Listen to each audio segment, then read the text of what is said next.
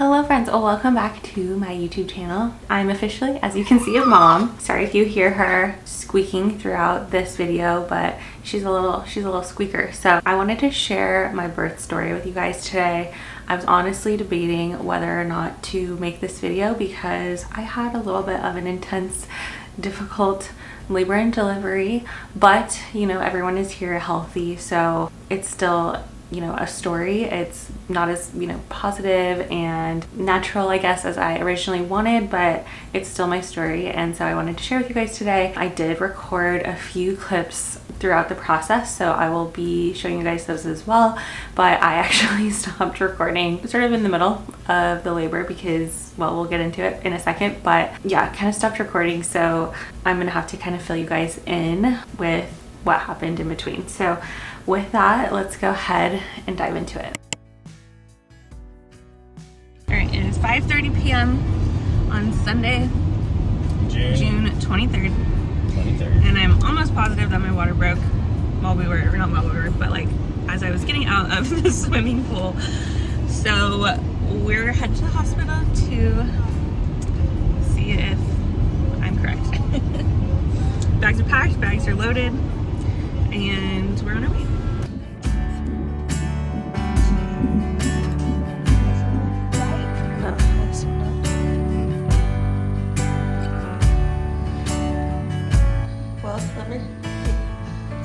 How's your bed? Man, feels like I'd be more comfortable sitting on the ground. Next time, pack a sleeping pad from camping. Yeah, 100%. So it is about 9:30 p.m. and Sunday night still. We are just waiting to start some medicine. They're giving me Pitocin because my water broke. There's like a risk of infection, so I kind of want to get things moving along. So that's basically the update. We're waiting to start the Pitocin, and hopefully I can sleep and eat tonight. As Chris is eating right now. So as I just showed you guys, on Sunday the 23rd, my water actually broke. I was swimming, hanging out. I got out of the pool and was drying off, and then all of a sudden just kind of like felt this big gush. I was like, oh my gosh, I think my water just broke. It was around 5 p.m. when that happened. So Chris and I got our stuff together, had a snack actually really quick, which I'm so glad that I did that, and headed to the hospital. So at the hospital, they can sort of test to see if the fluid was, you know, amniotic fluid. Basically, it did show that my water broke. However, they were thinking that it was just a partial tear because of how the baby was positioned and my water wasn't continuously flowing. So they were thinking it was like a high partial tear. They did also check my amniotic fluid levels and it was low. So they ended up admitting me to the hospital. And the problem with kind of your water breaking is that a timer essentially starts from when the baby should be out, because if you have your water broken for too long, it can basically like introduce infection to the baby. Anyway, so they wanted to get me admitted so that they could kind of get the process moving and get her here soon so that, you know, we reduce the chance of infection. So that night, Sunday night, I actually took notes so that I wouldn't forget everything that happened, because it was an experience, you guys. So that night I was admitted around 7:30 p.m. and around 11 p.m. we started Pitocin. So Pitocin is basically used to get your body to create like the chemical that it creates when it has contractions, when it goes into labor. I was getting contractions, but they weren't super strong and they actually weren't really dilating me. At this point, I was only like 1 centimeter dilated. Also, when you're on Pitocin, you can't eat food. So I basically, starting around 11 p.m. that night, like was not able to eat any food, which is relevant for later in this story. So that whole night, I think I showed you guys a clip of like me doing some lunges and sitting on the exercise ball and stuff like that. So I was really trying to like help my body progress as much as I personally could.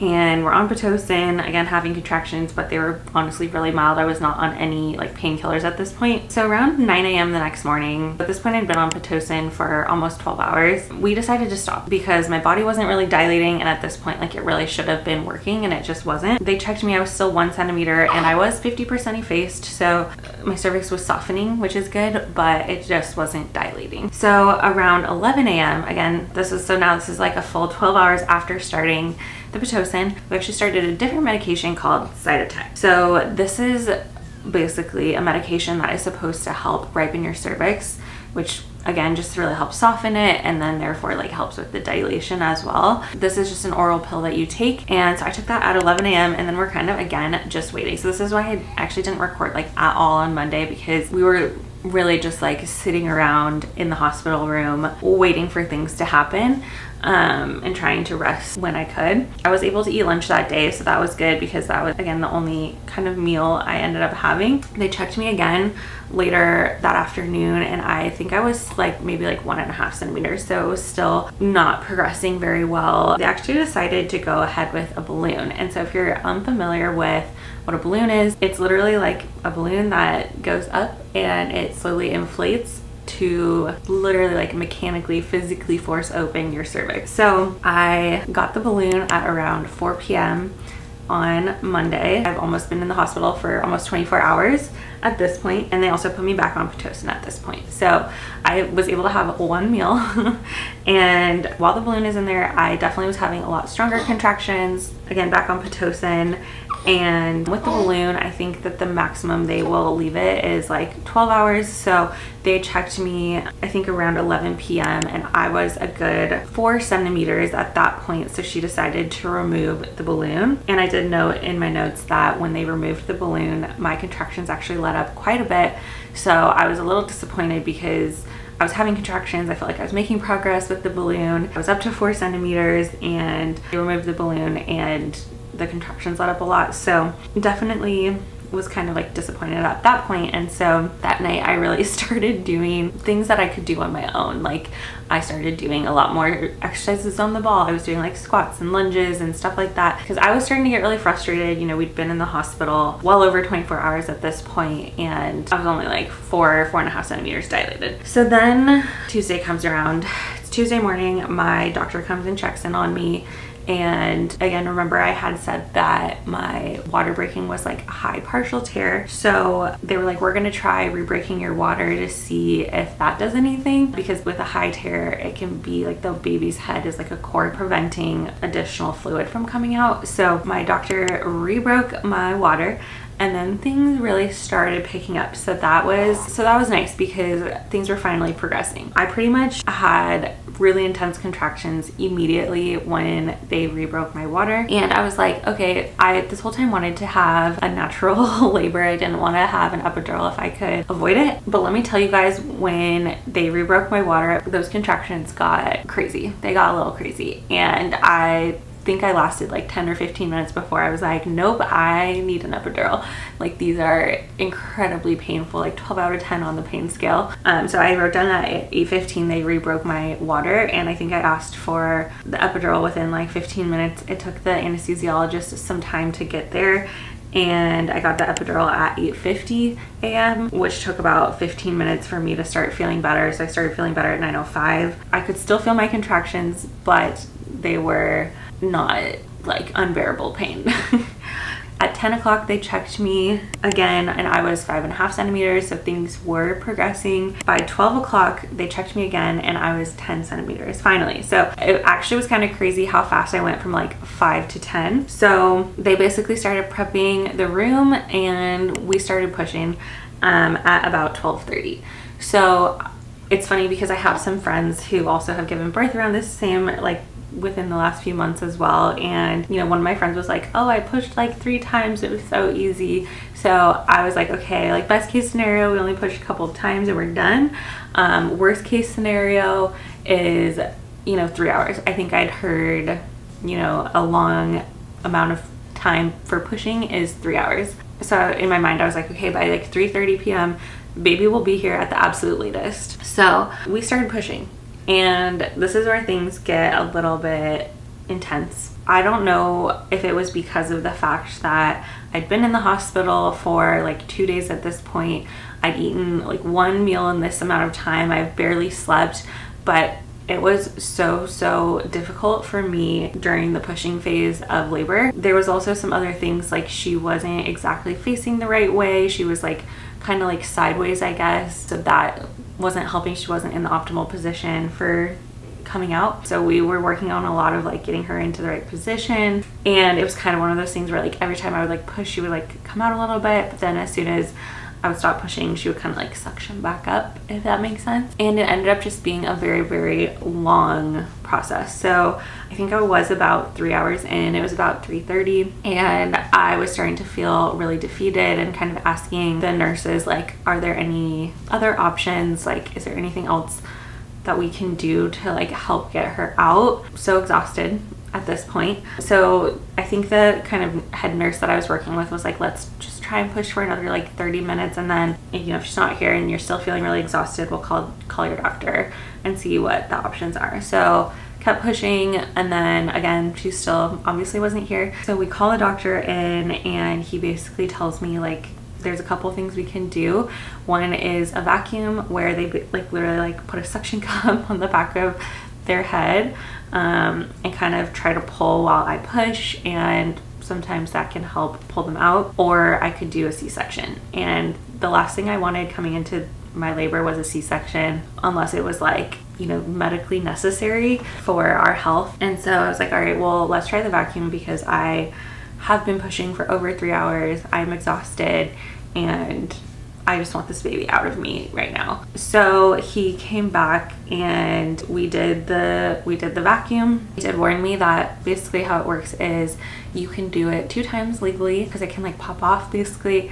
And if it does pop off 2 times and they're like legally not allowed to try it again, I think it has to do with like potential, you know, brain damage and like things like that. You know, their skull is still really soft during labor. Unfortunately, that did happen. I heard it pop off the 2 times, and I remember just thinking like, feeling so frustrated and upset and defeated, because in my mind, like, he told me, you know, if it comes off twice, we're gonna have to go into a C-section. But what ended up happening was the vacuum pulled her down enough to where I could no longer have a C-section. Like, she was too low.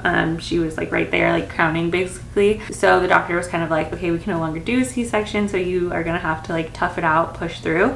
And so at this point, again, I had been pushing for like 4 hours. So it's like 4:30 and she still isn't here. So I kept pushing, and finally at 4:59 p.m. she was born. I'm like starting to get emotional thinking about this, because it was just like, it was really hard. It was, at the time, I just like couldn't believe how much work it took. So 4:59 p.m. from my water breaking to her being born was like 48 hours, and it was just really long and difficult. I ended up having to get an episiotomy. She got stuck in the birth canal as well, kind of on my pelvis, I guess. And so he ended up doing an episiotomy to kind of help get her out. So I've kind of had a difficult recovery. Also, when she was born, there was like a cord entanglement. So luckily my doctor was able to get the cord like off of her without having to cut it, because that could have been a whole other thing as well. And they had to do a little bit of stimulation for her to kind of have her start like breathing and crying and stuff. She wasn't, you know, breathing immediately upon being born, but I think that is pretty normal. And then what kind of sucked was I wanted to do like immediate skin to skin, but because of kind of some of those things, they had the NICU team right there needing to check her out, like with the vacuum and the cord entanglement, and needing to stimulate her a little bit. Like, Chris didn't get to cut the cord, and it was just, nothing went as planned. Basically nothing went as smooth as I had hoped. And you know, the one silver lining is I didn't have to get a C-section. I'm so grateful for that, because I do think that would have been an even more difficult recovery. But at the end of the day, you know, she's here, we're both healthy and recovering. But I guess it was a little bit of a difficult and traumatic labor for me, and have been kind of feeling all sorts of things about how my labor went. You know, I feel a little bit guilty, I guess, that I had to use the vacuum. She had like some bad kind of scabbing on the back of her head from it, and I just felt so bad about that, guilty, like that I couldn't do it, and kind of felt like a little bit of a failure that I couldn't push her out by myself. And it was just long and exhausting. But ultimately she's here and healthy, So far, we've had great pediatrician appointments and I am recovering. We both have our little 1 month checkup this week, so I'm hoping that, you know, I get cleared soon for activity and she's growing like she's supposed to. Our last checkup was at 2 weeks, so we'll see kind of how she's tracking this week at our 1 month appointment. But that is basically my birth story. We ended up staying in the hospital for a while, mostly just because they were checking for signs of infection. I did have a fever right after delivery, but that just went away within a few hours, luckily. So they were checking us both for signs of infection since my water was broken for so long, but we're both fine. She did not have any jaundice, which is good. Apparently that can be common with the vacuum, and yeah, it was an experience, let me tell you. But I'm starting to feel better. I'm starting to feel more like myself, and we're both here happy and healthy. So yeah, that is my birth story. Can't believe that was almost 4 weeks ago now. 4 weeks ago tomorrow. Like I said, it was just long and difficult and a little bit traumatizing for me, but we're getting past it, processing it, and those memories are already starting to fade as I am like spending, you know, time with her and just already seeing her grow so much, which is just so amazing. So yeah, that's my birth story. I was actually thinking of maybe doing a Q&A if I get enough questions.